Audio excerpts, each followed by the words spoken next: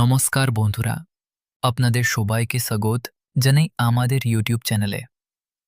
আজকের এই শুভ নবরাত্রিতে সিংহ রাশির যারা আছেন তাদের জন্য রয়েছে একটা বড় খুশির খবর।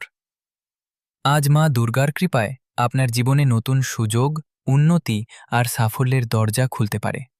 তাহলে দেরি না করে ভিডিওটা শেষ পর্যন্ত দেখেন আর জানুন আজকের রাশিফল আপনার জন্য কি বিশেষ সংকেত নিয়ে এসেছে।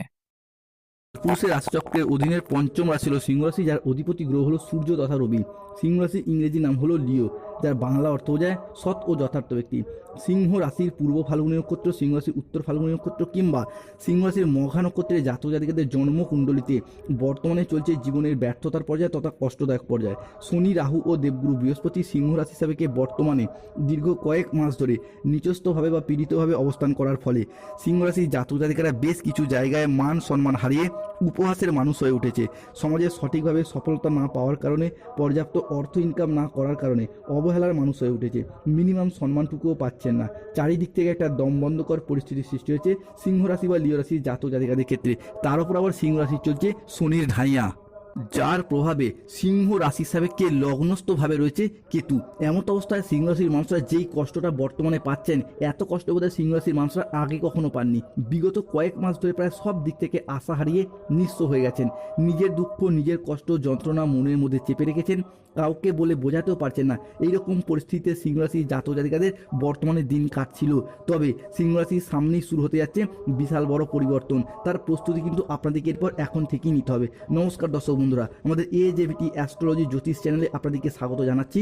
আশা করি আপনারা সকলে ভালো আছেন ও সুস্থ আছেন। আজকে সিংহ রাশি বা লিও রাশির বাংলা রাশিফলের এই আলোচনায় আমাদের আলোচ্য বিষয় হলো 2026 সালে দাঁড়িয়ে 8ই মার্চ 2026, 9ই মার্চ 2026 এবং 10ই মার্চ 2026 থেকে আগামী 20 মার্চ 2026 কিংবা 25শে মার্চ 2026 তারিখের মধ্যে সিংহ রাশি হিসাবে ঘটতে চলেছে গ্রহগতির এমন কিছু প্রভাব যা আপনার দুঃখের দিনগুলিকে পিছনে ফেলে রেখে অন্ধকারময় সময়গুলিকে কাটিয়ে দিয়ে আশার আলোর সাফল্যের পথ দেখাতে সাহায্য করবে। তাই সিংহ রাশি হিসাবে 2026-এর মার্চ হরস্কোপে ঘটতে চলা কিছু বিশেষ ও কিছু অতি বিশেষ জায়গায় পরিবর্তনশীল ফলাফল থাকতে চলেছে, যেই সমস্ত কিছু নিয়ে আজকে আমাদের আলোচনার মূল বিষয়। সিংহ রাশি হিসাবে 8ই মার্চ, 9ই মার্চ এবং 10ই মার্চ থেকে আগামী 25শে মার্চ 2026 তারিখের মধ্যে গ্রহগতির অবস্থান যদি দেখা হয়, তাহলে লগ্নস্থভাবে রয়েছে কেতু, সপ্তমে রাহু, অষ্টমে শনি, নবমে বুধ শুক্র, দশমে সূর্য আপনার যাচ্ছে তৃতীয় ঘরে, একাদশে বৃহস্পতি এবং দ্বাদশে মঙ্গল। সৃষ্টি হচ্ছে বুধ ও সূর্যের প্রভাবে বুধাদিত্য রাজযোগ, মঙ্গল এবং বৃহস্পতির পঞ্চমস্ত ভাব। সৃষ্টি হচ্ছে নবপঞ্চম মালবযোগ। এরই পাশাপাশি ধনলাভ যোগের মতো কিছু গুরুত্বপূর্ণ যোগ এবং বিবাহ সম্পর্কিত রাজজোটক যোগ। তাই সিংহ রাশি বা সিংহ লগ্নের জাতক জাতিকাদের সাপেক্ষে এই সময়কালের মধ্যে স্বাস্থ্য, সম্পর্ক, কেরিয়ার, চাকরি, কর্ম, ব্যবসা, বিবাহিত জীবনে কি কি পরিবর্তন আসছে, কোন কোন ক্ষেত্রে সাবধানতা অবলম্বন করতেই হবে এবং এই সময়কালের মধ্যে কি সিদ্ধান্ত নিতে পারলে আগামী দিনে চলার পথগুলি আপনাদের জন্য আরও সুন্দর, আরও মজবুত হতে দেখতে পাওয়া যাবে। এই সমস্ত কিছু নিয়ে আজকে আমাদের আলোচনার মূল বিষয়। তাই সিংহ রাশির জাতক জাতিকাদের জন্য আজ থেকে আগামী 15ই মার্চ কিংবা 25শে মার্চ পর্যন্ত সময়কালের মধ্যে ঘটতে চলা প্রথম ভবিষ্যৎবাণীটি হলো বিশেষভাবে সাবধানতা। হ্যাঁ বন্ধুরা, সিংহ রাশি হিসাবে লগ্নস্থভাবে রয়েছে কেতু, সপ্তমভাবে রাহু এবং অষ্টমে রয়েছে শনি। তাই এই মুহূর্তে সিংহ রাশির জাতক জাতিকাদেরকে যেই বিষয়টি মেনে চলতে হবে বা যেই বিষয়টি বন্ধ করতে হবে, সেটি হলো আপনার হঠকারী ভাব, বাক্যের উগ্রতা, উগ্র মেজাজগ্রস্ত হয়ে যাওয়া। এইগুলি কিন্তু আপনাদেরকে অবশ্যই বন্ধ করে দিতে হবে। কারণ আপনার যে উগ্রতা ভাব, যে হট টেম্পারি ভাব, যেটা কিন্তু দিনের পর দিন নানা কারণে বেড়েই চলেছে।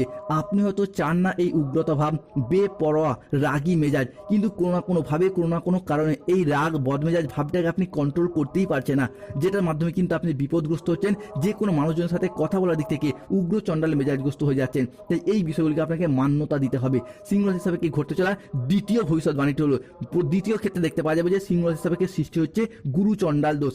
রাহু সপ্তমে এবং দেবগুরু বৃহস্পতির একাদশ ভাব, অর্থাৎ রাহুর নক্ষত্রে বৃহস্পতি ট্রানজিট, সৃষ্টি হয় গুরু চণ্ডাল দোষ। তাই এমত অবস্থায় সিংহ রাশির মানুষজনদের ক্ষেত্রে বাবা মায়ের সাথে, শ্বশুর শাশুড়ির সাথে, সন্তানদের সাথে কিংবা যে কোনো গুরুজনদের সাথে, বাড়ির ছোট সদস্যদের সম্পর্কের ক্ষেত্রে মনোমালিন্য সৃষ্টি হচ্ছে, হুট করতে রেগে যাওয়া, কথা কাটাকাটি কিংবা গুরুজনদিকে যথাযথ মান্যতা না দেওয়া, এই সমস্ত সমস্যা পরিবারে দেখা যায়। তাই এই বিষয়গুলি আপনি যদি সিংহ রাশির জাতক জাতিকা হন, এইগুলিকে মেনে চলার চেষ্টা করুন। যত আপনি এইগুলিকে মেনে চলতে পারবেন ততই কিন্তু জীবনে সফলতা দেখা দেবে। তাই এরপর থেকে এইগুলিকে মেনে চলুন, জীবনের সঠিক পথটা আপনারা খুঁজে পাবেন। সিংহ রাশি হিসাবে ঘটতে চলা তৃতীয় ভবিষ্যৎবাণীটি হলো বন্ধুরা 8ই মার্চ, 9ই মার্চ এবং 10ই মার্চ থেকে আগামী 15ই মার্চ 2026 তারিখের মধ্যে সিংহ রাশি হিসাবে রাহু কিন্তু সপ্তমে অবস্থান করছে এবং কেতু আপনার লগ্নে। তাই যে বিষয়টা আপনাকে অবশ্যই বন্ধ করতে হবে সেটা হলো অগ্রিম টাকা দেওয়া কোনো জায়গায়, সেটা কিন্তু বন্ধ করতে হবে। অগ্রিম টাকা বিনিয়োগের দিক থেকে বা টাকা অ্যাডভান্স করার দিক থেকে অত্যন্ত সতর্ক বা সাবধান থাকতেই হবে। হতে পারে চাকরির জন্য, হতে পারে ব্যবসার জন্য, কিংবা কোনো ল্যান্ডিং প্রপার্টি কেনার জন্য আপনি কোনো ব্যক্তিকে টাকা অ্যাডভান্স করতে চান, কিন্তু এই বিষয়গুলির ক্ষেত্রে আপনাকে যতটা সম্ভব ভেবে ভাবনা চিন্তা করে তবেই সিদ্ধান্ত নিতে হবে। একদম আবেগের বশে তাড়াহুড়ো করে কোনো প্রকার সিদ্ধান্ত নেওয়া চলবেই না, কেন এই ক্ষেত্রে আপনি যদি আবেগের বশে তাড়াহুড়ো করে সিদ্ধান্ত নিয়ে বসেন তাহলে কিন্তু আপনি যে কোনোভাবে নানা রকম সমস্যায় পড়ে যেতে পারেন। অনেক সিংহ রাশির মানুষরা হয়তো অলরেডি এই সমস্যায় ভুগছেন, কোনো জায়গায় টাকা অ্যাডভান্স করেও টাকা ফেরত পাচ্ছে না, কিংবা যে কাজের জন্য দিয়েছেন সেই কাজটিকেও প্রাপ্তি করতে পারছে না। তাই এই বিষয়টাতে সতর্ক থাকতে হবে। সিংহ রাশির জাতক জাতিকাদের জন্য পরবর্তী যে বিষয়টি বন্ধ করতে হবে অর্থাৎ অতিরিক্ত বিলাসিতা এবং খরচ খরচা, এটা কিন্তু সিংহ রাশির মানুষের অত্যন্ত পরিমাণে বেড়ে যাচ্ছে। হ্যাঁ বন্ধুরা, সিংহ রাশির সাপেক্ষে অষ্টমে শনি রয়েছে, যার কারণে খরচ খরচা নানা রকমভাবে বেড়ে যাচ্ছে। অতিরিক্ত খরচ খরচাটাকে আপনি একদম কমাতেই পারছেন না, যে কোনোভাবে যে কোনো দিক থেকে আপনার খরচপাতি যেন বেড়েই চলেছে। তবে এরপর থেকে কিন্তু এই বিষয়টা আপনাকে অবশ্যই লাগামের মধ্যে আনতে হবে। যেখানে খরচ করা খুব দরকার সেখানেই করুন, যতটা দরকার ততটাই করুন। যে কোনো কিছুর ক্ষেত্রে বাড়তি খরচটাকে আপনাকে একদম এড়িয়ে চলতে হবে, তাহলে কিন্তু আপনি সফলতার পথে এগিয়ে যেতে পারবেন। তাহলে কিন্তু আপনি আগামী দিনে বিজয়ের মালা নিজের গলায় জড়াতে পারবেন। সিংহ রাশি হিসাবে ঘটতে চলা পঞ্চম সাবধান বাণীটি হলো, অর্থাৎ যেই বিষয়টি সিংহ রাশির মানুষদেরকে অবশ্যই মান্যতা দিতে হবে সেটি হলো কি, যে কোনো রিলেশনশিপ বা সম্পর্কের জায়গায় দেখুন, সম্পর্ক নিয়ে সিংহ রাশির মানুষরা এই মুহূর্তে ভীষণ স্ট্রাগলের মধ্যে রয়েছেন। হয়তো আপনার স্বামীর সঙ্গে বা ওয়াইফের সঙ্গে একই সঙ্গে ঘর করছেন, কিন্তু ছোটোখাটো কারণে সামান্য সমস্যা থেকে বিশাল আকার ধারণ করছে। আপনি কিছু না করলেও যত দোষ যত দায়ভার আপনার উপর এসে পড়ছে।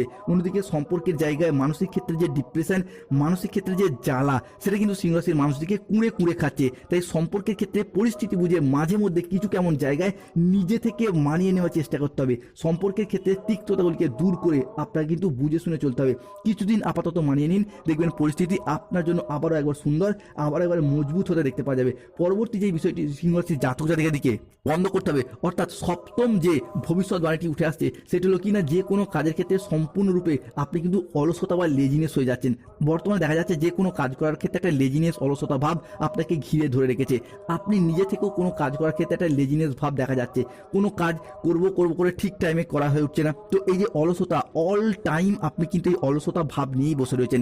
যে কোনো কাজ করার ক্ষেত্রে একটা অমনোযোগী ব্যাপারের কারণে সিংহ রাশির মানুষরা কিন্তু জীবনের উন্নতির পথে ধীরে ধীরে পিছিয়ে পড়ছেন। তো এই যে অলসতাগুলো কিন্তু খুব তাড়াতাড়ি আপনাকে পরিবর্তন করতে হবে, তাহলে কিন্তু আপনি বিজয়ের মালা গলায় পড়তে পারবেন। এরই পাশাপাশি পরবর্তী যে ভবিষ্যৎবাণী, যে কোনো কাজ করব করে করা হয়ে উঠছে না, কাজ জমে যাচ্ছে, পেন্ডিং থেকে যাচ্ছে, আপনার সকালে ঘুম থেকে উঠতে দেরি হয়ে যাচ্ছে, রাতে ঘুমোতে যেতে দেরি হয়ে যাচ্ছে, যে কোনো ক্ষেত্রে